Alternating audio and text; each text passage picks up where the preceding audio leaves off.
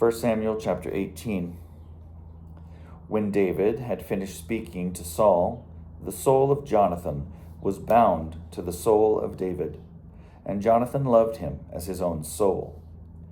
Saul took him that day and would not let him return to his father's house. Then Jonathan made a covenant with David because he loved him as his own soul. Jonathan stripped himself of the robe that he was wearing and gave it to David, and his armor, and even his sword, and his bow, and his belt. David went out and was successful wherever Saul sent him. As a result, Saul set him over the army, and all the people, even the servants of Saul, approved.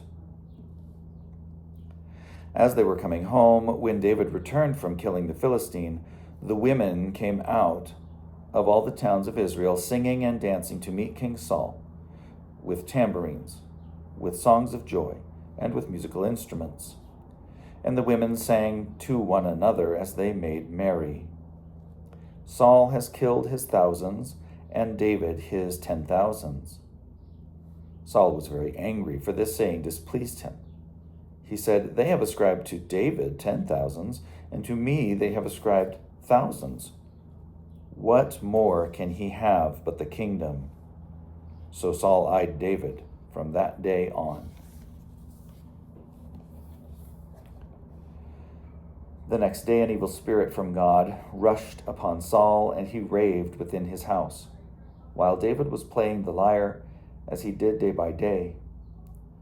Saul had his spear in his hand, and Saul threw the spear, for he thought, "I will pin David to the wall." But David eluded him twice. Saul was afraid of David because the Lord was with him, but had departed from Saul. So Saul removed him from his presence and made him a commander of 1,000, and David marched out and came in, leading the army. David had success in all his undertakings, for the Lord was with him. When Saul saw that he had great success, he stood in awe of him. But all Israel and Judah loved David, for it was he who marched out and came in, leading them. Then Saul said to David, "Here is my elder daughter Merab. I will give her to you as a wife. Only be valiant for me and fight the Lord's battles." For Saul thought, "I will not raise a hand against him. Let the Philistines deal with him." David said to Saul, "Who am I, and who are my kinsfolk, my father's family in Israel, that I should be son-in-law to the king?" But at the time when Saul's daughter Merab should have been given to David, she was given to Adriel, the Meholathite, as a wife. Now Saul's daughter Michal loved David. Saul was told, and the thing pleased him. Saul thought, "Let me give her to him, that she may be a snare for him, and that the hand of the Philistines may be against him." Therefore Saul said to David a second time, "You shall now be my son-in-law."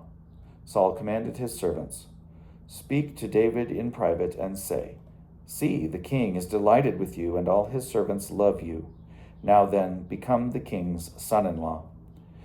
So Saul's servants reported these words to David in private, and David said, "Does it seem to you a little thing to become the king's son-in-law, seeing that I am a poor man and of no repute?"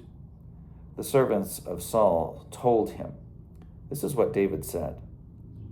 Then Saul said, "Thus shall you say to David, 'The king desires no marriage present, except 100 foreskins of the Philistines, that he may be avenged on the king's enemies.'"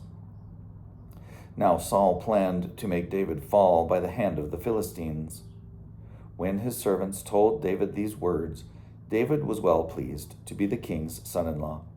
Before the time had expired, David rose and went, along with his men, and killed 100 of the Philistines, and David brought their foreskins, which were given in full number to the king, that he might become the king's son-in-law.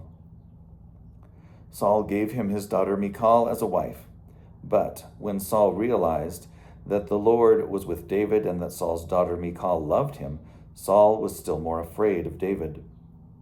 So Saul was David's enemy from that time forward. Then the commanders of the Philistines came out to battle, and as often as they came out, David had more success than all the servants of Saul, so that his fame became very great.